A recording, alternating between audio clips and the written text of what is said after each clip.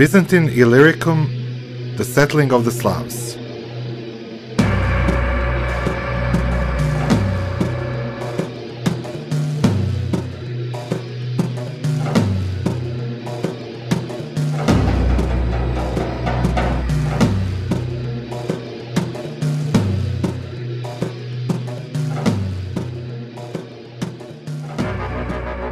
Balkan Peninsula, early 6th century AD.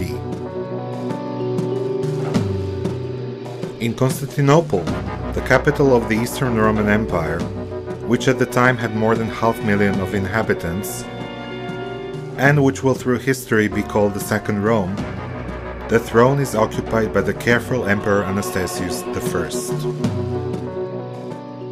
In the last 60 years, the provinces of Illyricum, Maesia, Dardania, coastal Dacia, Macedonia, Dalmatia were spared major intrusions from the barbarians.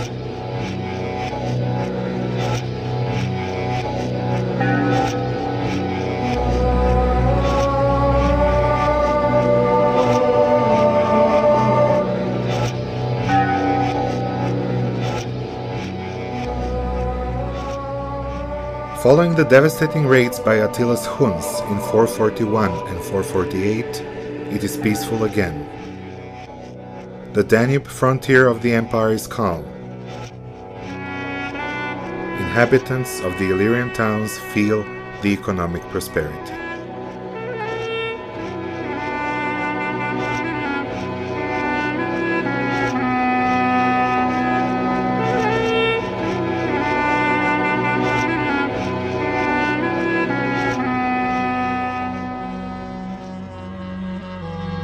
The cities of Singidunum, Viminacium, Naissus, Ulpiana and Scupi flourish. The same is true for Iadera, Trogirium, Narona, Butua, and Catera. It was said for the Salona in Dalmatia that the city was half the size of Constantinople itself.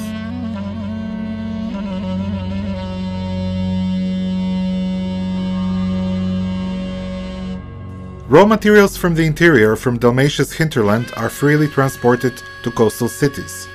Mining and commerce continue through their well-established routes. Even though Dalmatia is ruled by Goths, they govern in the name of the Eastern Roman Emperor. The roads are well kept and safe. The interior of the Balkan Peninsula is rich in iron ore, silver and gold. There is also a plentiful supply of timber and quality stone necessary for building.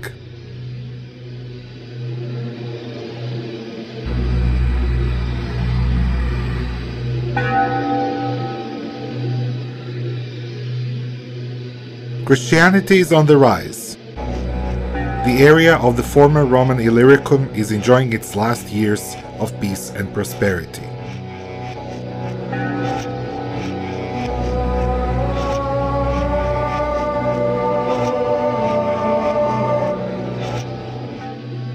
Its fate is soon to be dramatically changed.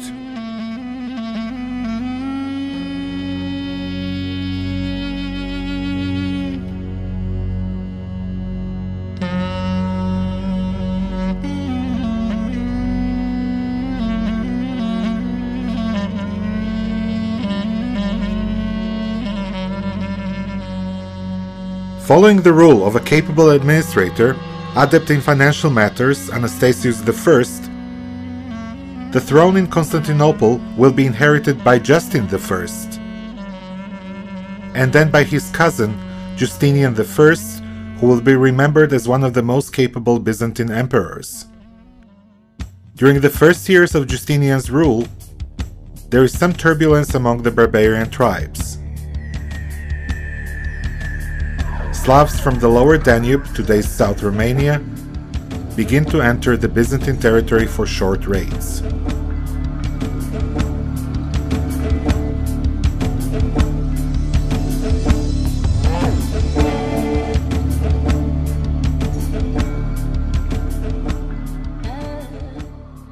Justinian appointed the strategist of Thrace, Hilwood, of the Ant origin, the people related to Slavs, to establish peace there.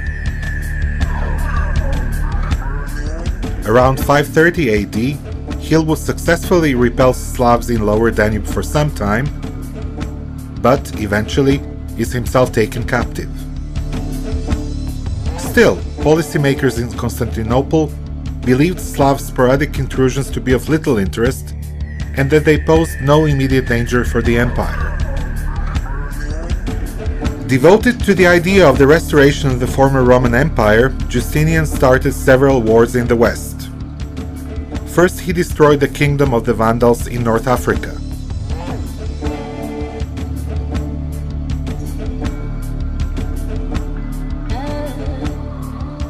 Then he took the south of the Iberian Peninsula, formerly occupied by the Visigoths.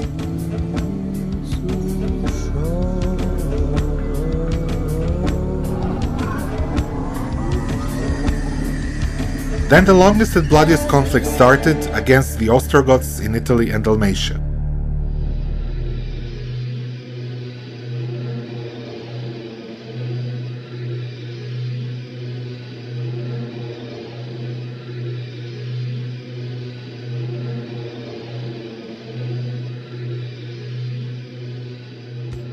By 536 AD, Ostrogoths were driven out of Dalmatia, and Salona was again the center of the Byzantine Dalmatia. The battles continued in Italy, and after several dramatic changes of fortunes, finally ended with Byzantine victory towards the very end of Justinian's reign.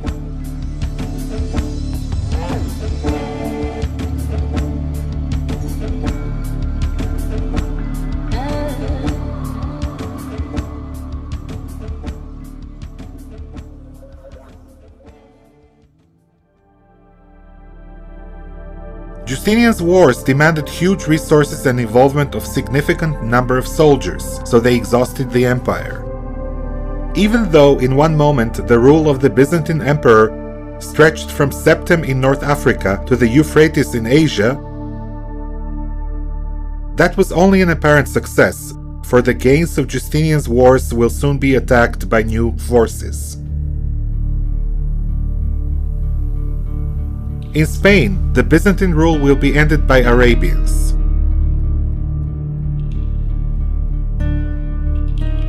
By 687, the same will happen in North Africa. The largest part of Italy will be taken by Langobards by 568, and Dalmatia and its hinterland will be taken by Slav tribes by 615. While Byzantium turned most of its military efforts towards the west, Illyricum was left without defense. Already in 548, a large army of Slavs from Pannonia went all the way to Dyrrhachium.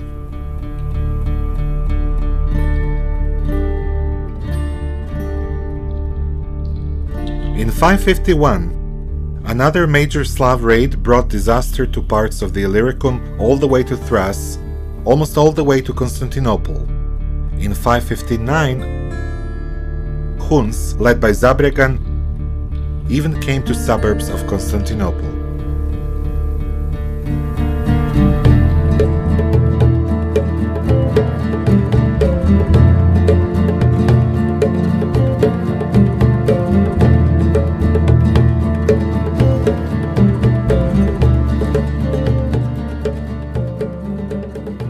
These raids caused quite a turmoil in Constantinople, so the imperial government looked for the solution to keep the barbarians on the other side of the Danube.